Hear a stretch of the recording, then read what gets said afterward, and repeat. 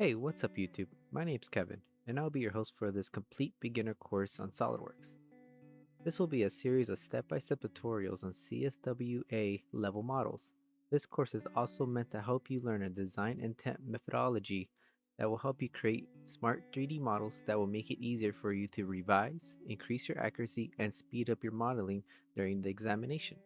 So, let's get right into the tutorial. First thing we want to check before we start going to SolidWorks is that we want to make sure our part is going to be in the correct units. So it's going to be millimeters, grams, seconds. That's great. So let's go to File, New, and we're going to use our millimeter template. And press OK. Now we're going to start right here with our top front right plane.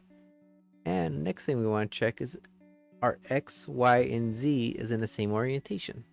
So our Y is facing up, our X is facing to the right, and our Z is facing downwards, or to the left, forward to us. And we know that this part is gonna be centered right here in the bottom left corner of this piece. So let's go ahead and actually start creating this bottom plate looking thing. Oh, before we actually start, I want to show you guys a little bit of a trick. Now, you see this A and B value? This A and B value correlate to the givens up here. So our A value is going to be 100. So once you make this plate, you're going to input 100 into this area. As well as for the B, you're going to do 40. So what you would like to do is that to make it a little bit easier on us, and this is a trick and a tip for the CSWA, so you want to right click your equations folder and hit manage equations, and it's going to pop up this menu here.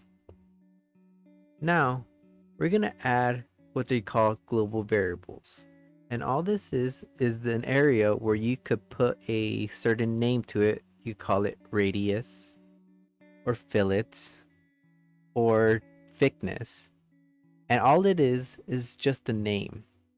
So right here we're going to type in A, and then that next line, which you hit tab, is going to allow you to put a value to that A, and I'll show you later on how that correlates to our 3D model. So that'll be a value of 100 with a global variable A. And we're also going to do B, hit tab again, and this one we're going to input 40 and press enter. So now we inputted our two global variables, A and B, into this equations folder. And what this helps us does is it gives us a visibility as well as an easy method to change in the model. I'll show you guys how we go about that when we get to that point. Now let's press OK. And then we're going to create this basic rectangular plate. So we're going to head over here and you're going to left click this plane and then right click and hit this emblem as a sketch. You could also go up to your command manager, hit this sketch, and then the same sketch button will be here. So right click, hit sketch, and we marked off that setting where it makes it normal to, so our automatically will make us normal to, or we could think about it, it makes you direct in line with the plane, so you can start sketching.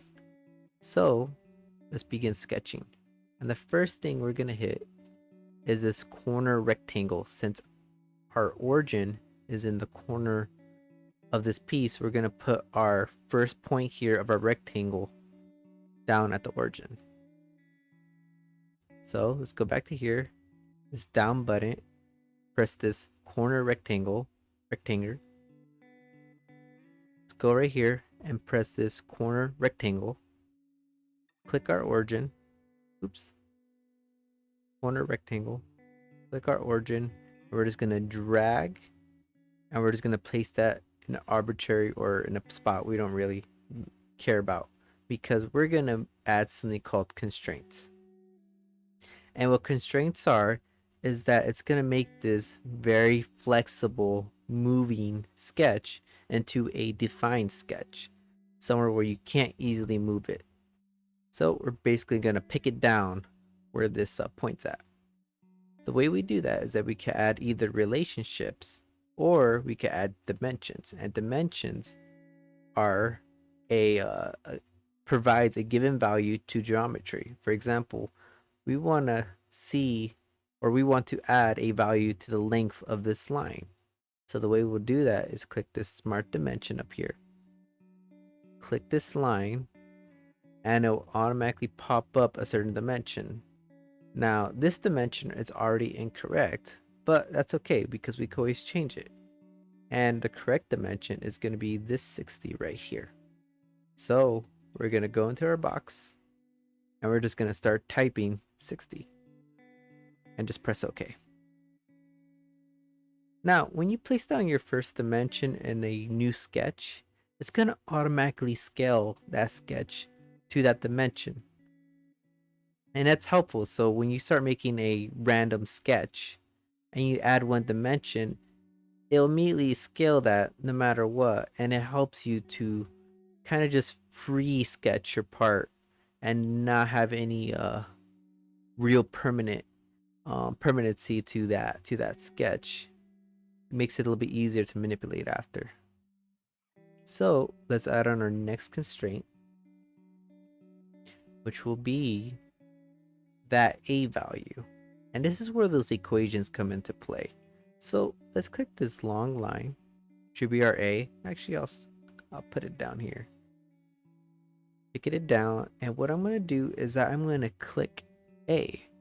And what you see here is that globe, and this means global variable. So if you click this variable, it's gonna relate it to that equations panel that we had earlier, and we're just gonna press OK. Oops. Actually, we're gonna go back here, and so we can actually relate it, you need to put the equal signs. So equals global variables A. Now this equals actually is kind of like Excel, where it relates it to another cell. Now let's press OK. Now with that equation symbol, or that red symbol in front of our number, indicates that it is relating to an equation in our equation folder. And to give it a little bit more visibility to us, and we know that's value A, we could go to the dimension box here. Let's press enter once just to put it downwards, and let's put capital A right there, so we know this is dimension A. And now we have a 2D sketch, and we want to make this into a 3D plate with some thickness, and this thickness is going to be 10. So what we're going to do is that we're going to head up to our features. Now these features all manipulate or create 3D geometry. And the first one we're going to learn about is Extrude Boss. And what Extrude Boss does is that it takes your 2D sketch and just translates it, or makes it extrude in a direction. And that direction is usually going to start as blind. And all the blind means is it's going to go blindly in a direction no matter what to the given value you've given it. There's others, but as we go to the tutorials, you'll find out how the others actually work. So for now, let's leave it on blind, and let's make sure this is 10 millimeters like the document said, and press OK. Now we have our plate. We have this bottom plate that's A by 60. Let's take a break here, guys. Grab a quick snack and a drink, and let's get ready for the next part. If you liked the video, please like, share, and subscribe. It really helps with the channel. If you have any questions, please comment below, and I will answer as a reply comment or as a short video between the courses to help out any others who probably have the same question as you. Feedback and video suggestions are appreciated and helps me to improve the design of the content for you all to better enjoy and learn. Thank you for watching, and all of you have my greatest respects for pursuing to learn new great things.